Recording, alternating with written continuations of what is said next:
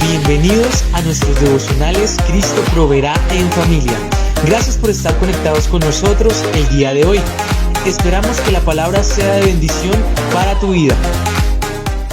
Te invitamos a que abras tu Biblia y leas el pasaje propuesto por el devocional el día de hoy. Segunda de Corintios 4, versículos 7 al 18. Viviendo por la fe.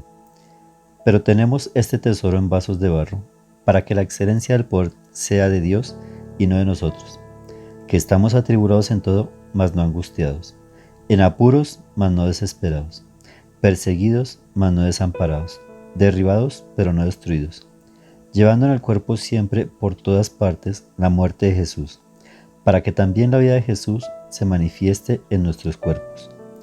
Porque nosotros que vivimos siempre estamos entregados a muerte por causa de Jesús, para que también la vida de Jesús se manifieste en nuestra carne mortal. De manera que la muerte actúa en nosotros y en vosotros la vida.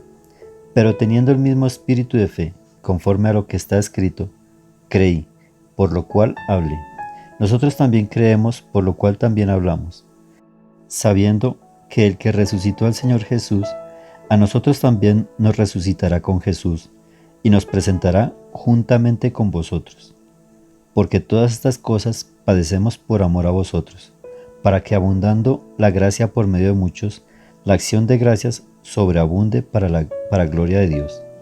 Por tanto, no desmayamos, antes, aunque este nuestro hombre exterior se va desgastando, el interior no obstante se renueva de día en día, porque esta leve tribulación momentánea produce en nosotros un cada vez más excelente y eterno peso de gloria, no mirando nosotros las cosas que se ven, sino las que no se ven, pues las cosas que se ven son temporales, pero las que no se ven son eternas. Amén.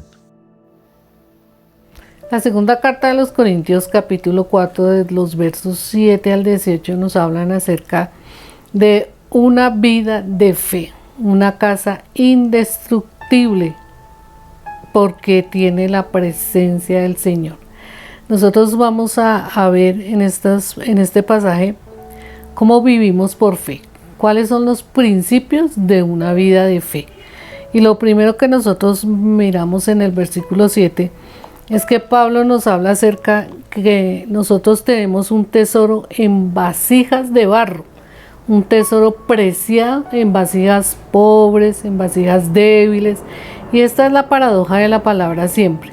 La palabra siempre tiene estos contrastes y nosotros vamos a saber que nosotros somos las vasijas de barro, pero que tenemos un tesoro en nuestras vidas, y el tesoro es la fe que nosotros tenemos en Dios, la fe que nosotros tenemos en el Señor. Entonces vemos a través de la palabra tres principios de una vida de fe, y el primer principio es que las presiones de afuera, porque ahí dice la palabra y dice Pablo que estamos atribulados, en apuros, perseguidos, o sea, todas esas son presiones de un mundo exterior, y esas presiones de afuera, de un mundo exterior, no pueden o no deben afectar la vida interna, la vida que nosotros tenemos en Dios. Entonces nosotros hablamos acerca en estos tiempos mucho de las crisis, porque de hecho toda esta pandemia es una crisis para nosotros, una crisis mundial, pero la palabra nos habla acerca de las crisis, y lo primero que habla la palabra es el propósito de las crisis. ¿Cuál es el propósito de las crisis? Hebreos 12, 10 dice: cuando éramos niños, nuestros padres nos corregían porque pensaban que eso era lo mejor para nosotros, pero Dios nos corrige para hacernos un verdadero bien, para hacernos santos como Él. Entonces nosotros a través de esas crisis es que vamos a perfeccionar nuestras vidas, a ser santos como Él es santo. Es la madurez que nosotros vamos a adquirir a través de todas estas presiones, de todos estos sufrimientos, de toda esa crisis en la cual nosotros pasamos. Pero bien nosotros tenemos que saber que esas presiones no deben afectar nuestra relación con Dios, nuestra vida de fe. El tiempo de la crisis, ¿cuánto durará esta crisis? Pues no es importante el tiempo, lo importante es el propósito y que cumplamos el propósito. De igual manera, Pablo nos enseña que esta crisis es temporal. Dice, las dificultades que tenemos son pequeñas y no van a durar para siempre, pero gracias a ellas Dios nos llenará de la gloria que dura para siempre. Una gloria grande y maravillosa. Entonces el tiempo no es lo importante es que algún día se va a acabar esta crisis, algún momento se va a acabar todo este sufrimiento en el cual nosotros nos encontramos. Cuando crezcamos, cuando aprendamos lo que tenemos que aprender en medio de estas circunstancias difíciles. Por eso la enseñanza de la crisis es el aprendizaje.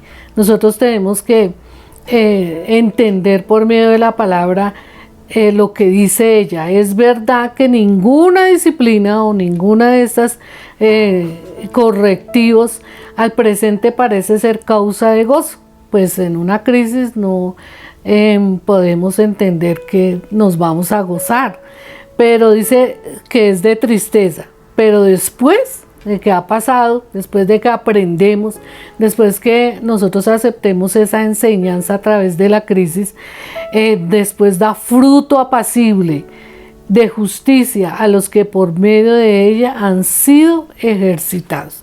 Entonces, cuando nosotros aprendamos, entonces vamos a tener la paz de Dios en nuestras vidas. Por eso esas crisis tienen enseñanza, esas crisis nos enseñan algo y tenemos que aprenderlo. Y mientras no aprendamos, la crisis puede durar 40 años, como le pasó al pueblo de Israel. El pueblo de Israel estuvo 40 años en el desierto, aguantando el calor del día, aguantando el frío de la noche o de la madrugada, porque eso es lo que ellos tenían que pasar, y no aprendieron. Solamente los de la nueva generación aprendieron, y por eso el Señor los sacó a la tierra prometida. Entonces, la segunda característica, el segundo aspecto que nosotros podemos entender acerca de esta vida de fe es que la vida interna se va perfeccionando continuamente. Dice Pablo aquí que de pronto nosotros nos vamos desgastando, ¿cierto? La vida externa o la apariencia de nosotros, lo superficial. Vienen las arrugas, viene el cansancio, viene la pérdida de la fuerza, pero que el interior se vaya perfeccionando, que en nuestro interior nosotros crezcamos y demos fruto, porque eso es lo final del crecimiento, ¿cierto? Un sano desarrollo, por ejemplo, un sano crecimiento de cualquier vida, una planta, un animal o nosotros en sí, es dar frutos, ¿cierto? Reproducirse. Y también en nuestra vida cristiana ese es el fruto. El fruto es la reproducción de nuestra vida cristiana en otros. La palabra dice que por sus frutos los conoceréis. Mateo lo dice así: guardaos de los falsos profetas que vienen a vosotros con vestidos de ovejas, pero por dentro son lobos rapaces. Por sus frutos los conoceréis. ¿Acaso se recogen uvas de los espinos o higos de los abrojos? Así todo buen árbol da buenos frutos, pero el árbol malo da frutos malos. Entonces nuestro interior tiene que cambiar, nuestro interior debe ser transformado, nuestro interior debe ser sano para que dé un buen fruto. Nosotros somos árboles buenos y debemos dar frutos buenos. No podemos dar frutos malos porque nuestra naturaleza es divina, nuestra naturaleza es cristiana, nosotros somos de Cristo y nuestro desarrollo de nuestra vida cristiana, nosotros tenemos un modelo, un ejemplo a seguir y el modelo es Jesucristo y todo tenemos que ser guiados a ser como Jesús. Lo que hacemos, lo que vivimos, lo que sentimos, lo que hablamos, las palabras que decimos, todas estas cosas deben ser de acuerdo a cómo era Jesús, porque nosotros debemos parecernos a Él. Él es nuestro modelo a seguir, Él es nuestro ejemplo. Así el fin de nuestro desarrollo es parecernos a Él, como dice aquí en Efesios 4:13 en la palabra. Este proceso continuará hasta que todos alcancemos tal unidad en nuestra fe y conocimiento del Hijo de Dios que seamos maduros en el Señor, es decir, hasta que lleguemos a la plena y completa medida de Cristo. Entonces todas estas cosas que hay en nuestro interior, en nuestro exterior, las presiones que nosotros tenemos, todo eso nos conduce a ser como Jesús. Y el desarrollo interior sano que nosotros debemos tener también debe ser para dar fruto y para parecernos al Señor, para nosotros tener esa madurez. El motor de nuestra madurez es el sufrimiento. Entonces dice la palabra del Señor en Hebreos 5:8, aunque Él era hijo de Dios, hablando de Jesús, por medio del sufrimiento aprendió lo que significa obedecer siempre a Dios. Entonces, aunque Él era hijo, por lo que padeció, aprendió la obediencia.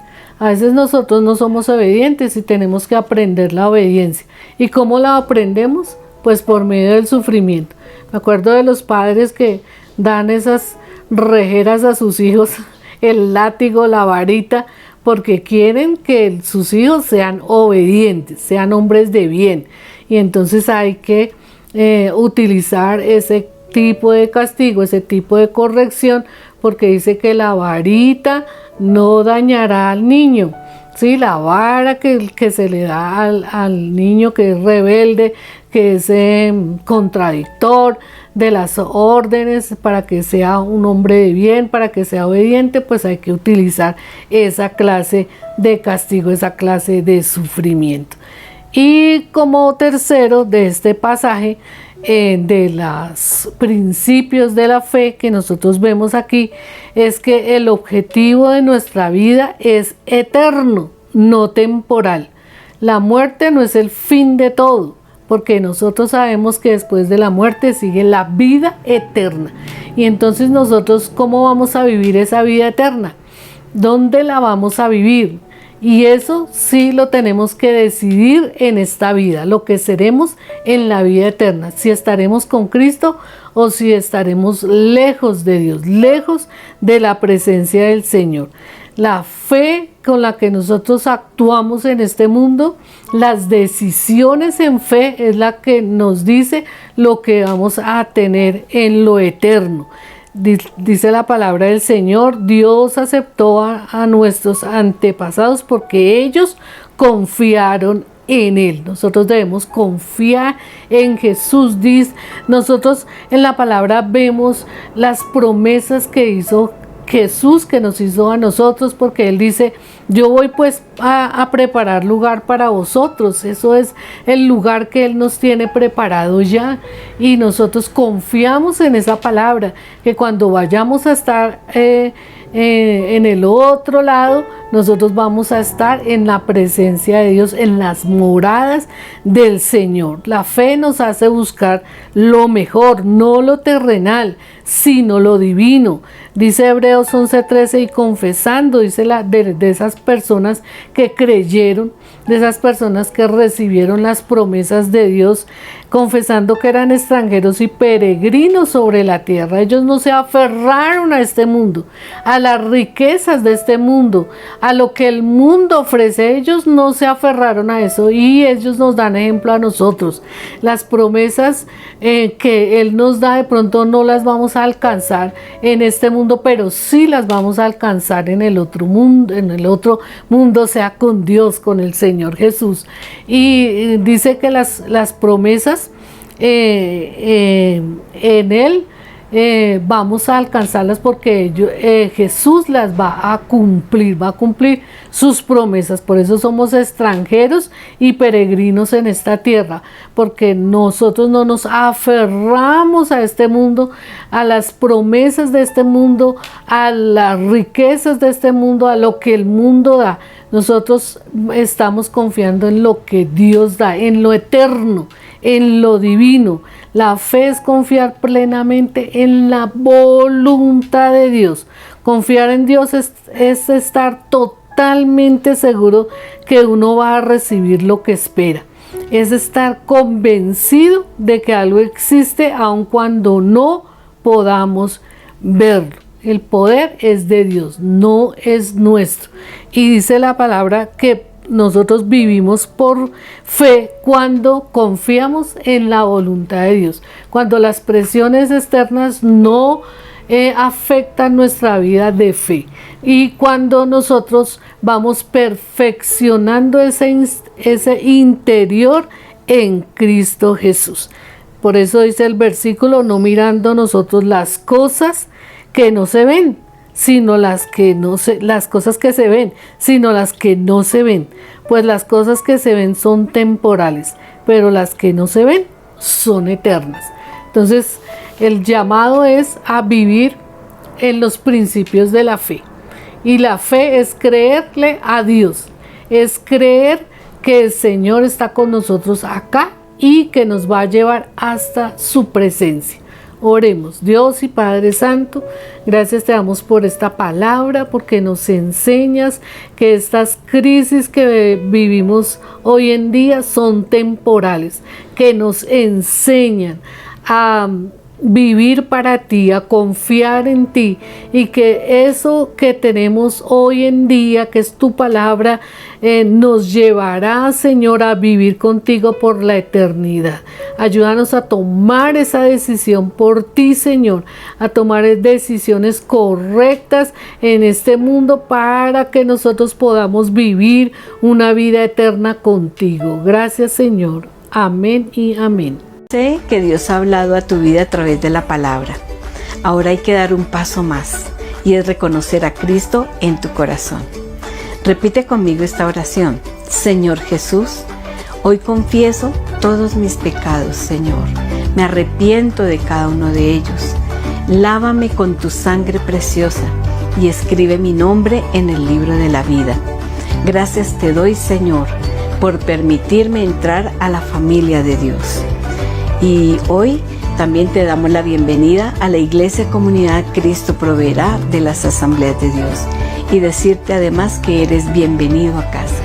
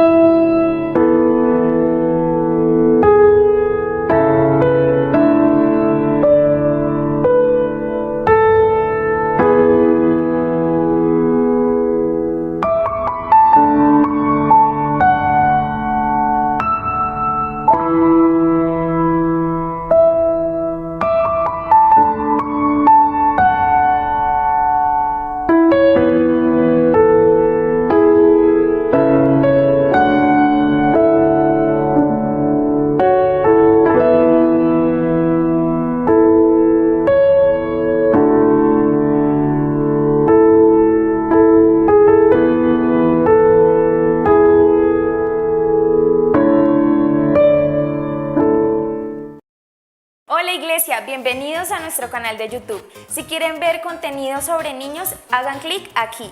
Si quieren ver nuestros devocionales, hagan clic acá.